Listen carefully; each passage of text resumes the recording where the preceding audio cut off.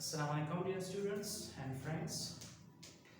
This is my third lecture about basic English grammar, and which today we will study about clause and phrase, which is also a part of basic grammar and it is also a necessary part of English grammar. So dear students, in the last lecture we have studied about sentence and its parts of sentence. And today lecture we will talk about clause and phrase. What is clause and what is phrase according to English grammar.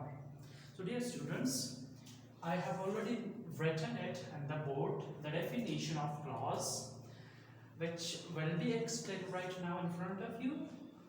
That clause is basically a collection of words in clause. The second point in clause, that clause contains subject and verb. And the third point, it will give a complete meaning to us. Like the example is in front of you. The first example that we have, for example, he went. So now he is a subject here, while went is the verb in this short sentence. And in the second form of go. So he went, this is subject, while the second one is verb. The second example, if we look at the side of second example, she passed the exam. So she passed the exam, she is the subject of that is verb. And the next one, the exam, here we have put an object. But one thing in your mind, the next sentence that goes to the side of transitive and intransitive verbs, which will be explained inshallah in next lecture.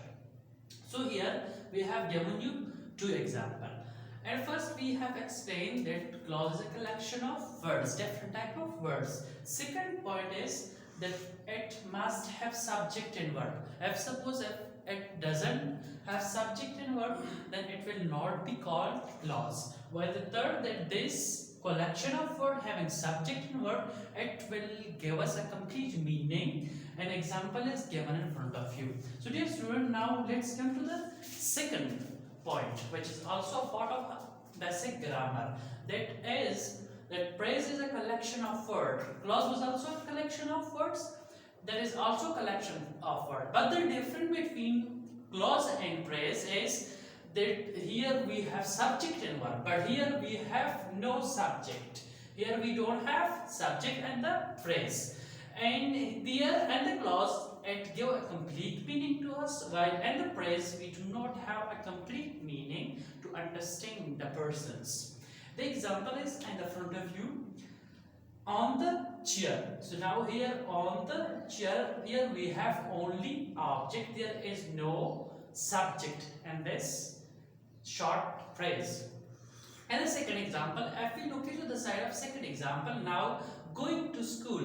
So here we have verb and object, but one thing in your mind, dear students, that we have verb and object, but that verb and object do not give a complete meaning. So therefore we cannot call it clause.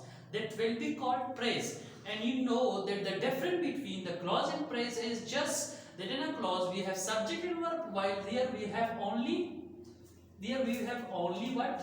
We have only object. There subject, there is no subject in the phrase, while add give a complete meaning to us and phrase do not give a complete meaning to us. So that was my lecture about today. If you have any question, you can ask me in the question and the comments. And have a nice day.